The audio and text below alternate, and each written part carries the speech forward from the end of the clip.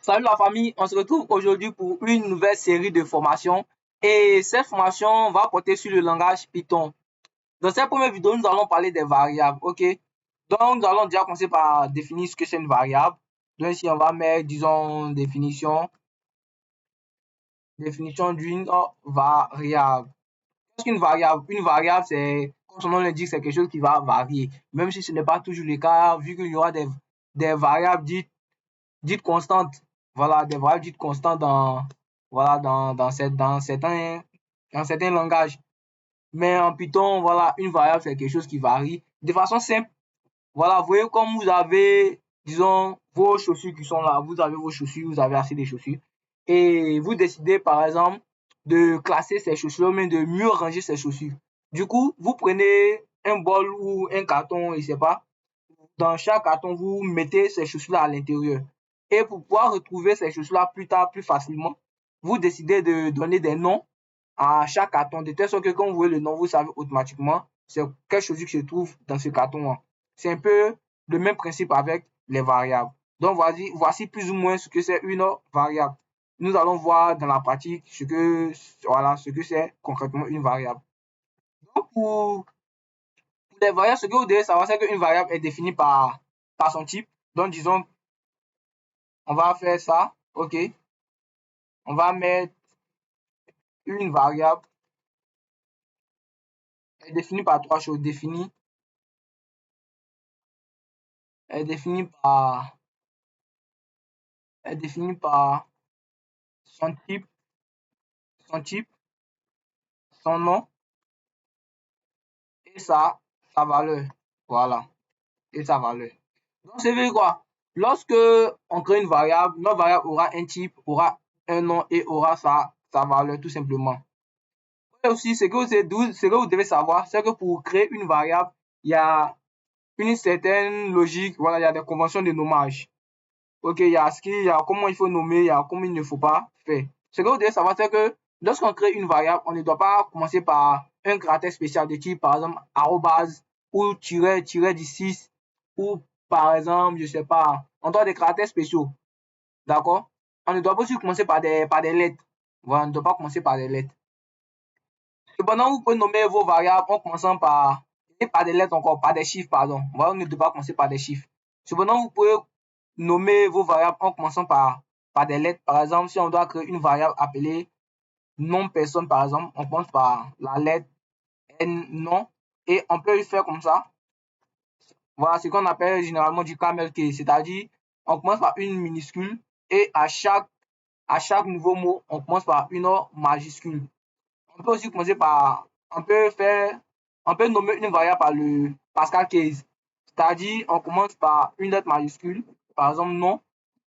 Voilà. C'est-à-dire, à chaque mot, on commence par une lettre majuscule. On peut aussi on peut nommer une variable aussi de cette façon, c'est-à-dire avec le underscore. Donc, nom, underscore, personne. Voilà. Ce qu'il faut retenir, c'est quoi? Lorsque tu commences par nommer ta variable de cette façon, c'est que tout au long de ton programme, tu continues de nommer tes variables de cette façon. Si tu as commencé avec le underscore, il faudrait que dans ton programme, tu continues avec le underscore. Il ne faudrait pas que tu commences avec le underscore et puis après, tu viens faire du camel case ou encore après, tu viens faire du Pascal case. Voilà. Ça sera un peu brouillon. OK. En Python, lorsque vous déclarez une variable, c'est vrai, il y a son type, mais vous n'êtes pas obligé de, de préciser son type. OK.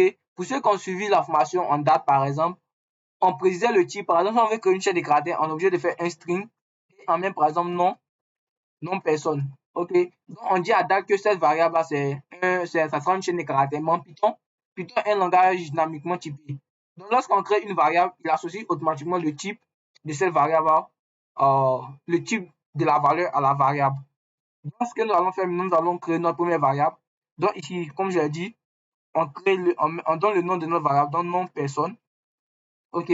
Ici, on va donner la valeur. Vu que c'est une chaîne de caractères, on va mettre ça quoi en double quote. OK. Et donc, on va appeler ça nom. Bon, on va appeler ça Hugues. Voilà. Le nom de la variable, c'est Hugues. Ici, on n'a pas précisé des types. Mais Python, comme j'ai dit, c'est un langage haut niveau, c'est dynamiquement typé. Donc, lui, il va automatiquement attribuer à cette variable-là, il va automatiquement dire que cette variable-là, c'est une chaîne de caractères. Donc ici aussi, on peut avoir un autre type de variable, c'est une variable de type entier. Donc on va par exemple appeler ça âge personne. Ok. On va donner par exemple 21. On peut avoir un autre type de variable qui sera par exemple de type float, c'est-à-dire nombre à virgule. Donc ici, on aura par exemple moyenne personne. Et ici, on va dire taille, voilà, taille personne. Et ici, on va mettre par exemple 1.78 comme ça. Ok. Et on peut avoir un autre type de variable encore qui sera par exemple est en ligne. Mais je vais mettre en ligne. Et ici, on va mettre quoi? False. Ok.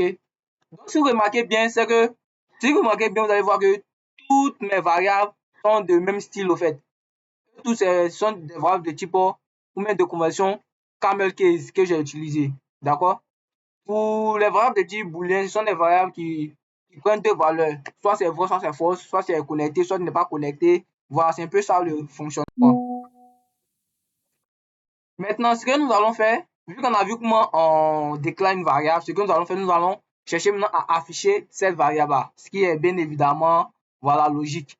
Donc, pour afficher notre variable, on utilise la fonction print. OK? Voilà, la fonction print qui va nous permettre d'afficher notre variable. Et ce qu'on fait, ou du moins ce qu'on ne va pas faire, on ne va pas mettre de double quote. Lorsqu'on met le double quote, j'ai dit, c'est pour dire que c'est une chaîne de caractères. Par exemple, si on veut afficher la variable nom de personne et qu'on met un double quote et on met par exemple nom personne, vous verrez si on exécute, on a un Python et on met variable. Si on exécute, on a nom personne et nom Hugues. Pourquoi? À cause de de double quote. Le double quote signifie que tout ce qui est à l'intérieur, c'est une chaîne brute. Donc, c'est comme si on disait à Python de nous afficher cette chaîne brute qu'elle a là. Comme ça, on a ce résultat. Et donc, lorsqu'on veut afficher une variable, on n'utilise pas les double quotes. Voilà, on met directement le nom de notre variable. Donc ici, si on exécute, on aura maintenant bien Hugues. Donc vous pouvez enlever ça, vous allez mettre par exemple mettre en ligne. Et si j'exécute, ça va nous donner quoi? False, tout simplement. Ok. Voilà comment vous pouvez afficher une variable en Python. Maintenant, si par exemple on voulait combiner ces deux variables là pour dire par exemple je m'appelle Hugues et j'ai 21 ans. Ok, c'est ce qu'on appelle la concaténation. Donc ici, on va faire la concaténation. D'accord? Ok. La concaténation, voilà, revient tout simplement à associer différentes variables, mais différentes chaînes de caractères, voilà, pour pouvoir constituer une phrase. Donc ici, on va décider de faire je m'appelle Hugues, d'afficher je m'appelle Hugues et j'ai 21 ans. Donc ici, ce qu'on va faire, on va mettre les double quotes, on va mettre je m'appelle, ok, je m'appelle. Ici, on va mettre une virgule. Ok, on va mettre une virgule. Et ici, on va mettre le nom de notre variable. Donc, ça sera nom personne, donc je m'appelle Hugues. On va mettre une autre virgule. Et on va dire et j'ai j'ai 21 ans. Donc, on va mettre une autre virgule. On va mettre quoi? Âge personne. Ok, on va mettre une autre virgule. On va mettre quoi? 1. Ici, vous verrez, si on exécute, on aura une erreur. Avec la virgule, lorsqu'on met la virgule, ça fonctionne directement. Ça prend en compte le type entier. Ok. Donc ici, voilà, lorsqu'on met une virgule, ça prend le type entier, ça ne donne pas d'erreur. Mais si on utilisait par exemple le plus, ok, si on utilisait le plus, on utilisait la concaténation avec le plus, c'est une façon aussi d'additionner. Je crois que avec ça génère une erreur. Ok, si on exécute ça, voilà, on a une erreur. Lorsqu'on utilise le plus, on a une erreur. On est obligé de convertir notre entier en chaîne de caractères. Donc pour ça, on va utiliser une autre fonction appelée str.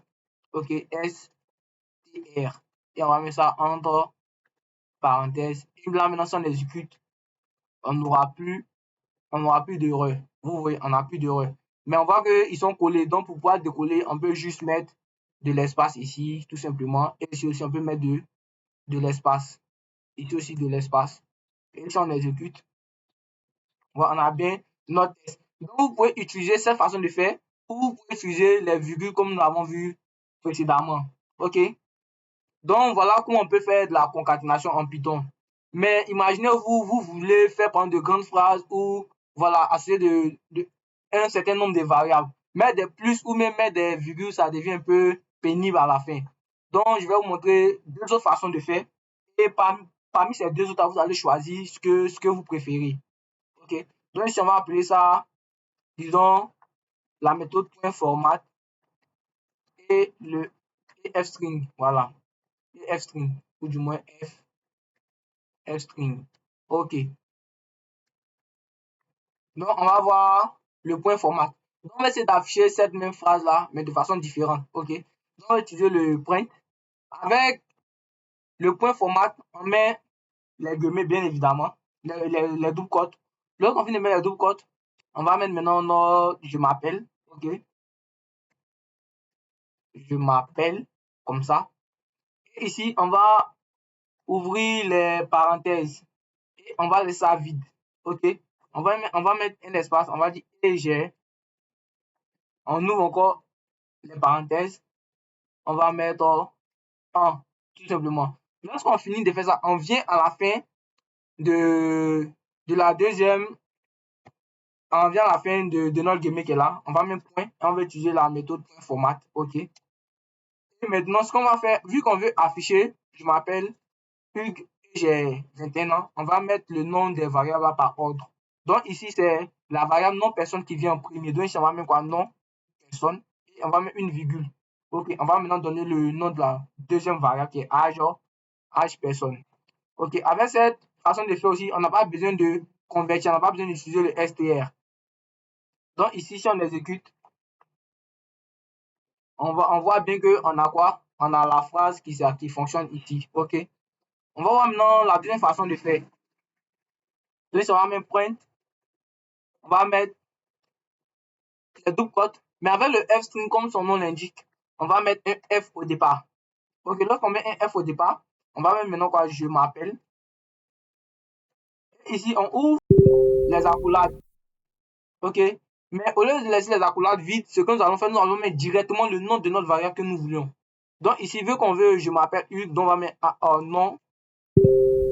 non personne, tout simplement. OK. On va mettre non personne. Et lorsqu'on finit de mettre non personne, on va dire quoi? Et j'ai, on ouvre les accolades et on met le nom de notre variable à l'intérieur encore, âge, tout simplement. Et ça va mettre quoi? 1. Voilà. Donc là, c'est la façon de faire avec les f-string. Donc ici, si on exécute, on a bien notre phrase qui s'est affichée. Donc, à vous de voir votre préférence. Moi, je travaille la plupart du temps avec le f-string parce que c'est cette façon de faire que j'ai aimé. Ou ça peut ne pas être le cas. Vous pouvez aimer la première façon de faire. D'accord? Donc, voici un peu ce qui concerne les variables en Python. Je crois que c'est tout pour cette vidéo et on va se retrouver la prochaine fois pour vous parler d'un autre chapitre. Alors d'ici là, portez-vous bien et on se retrouve la prochaine fois pour une autre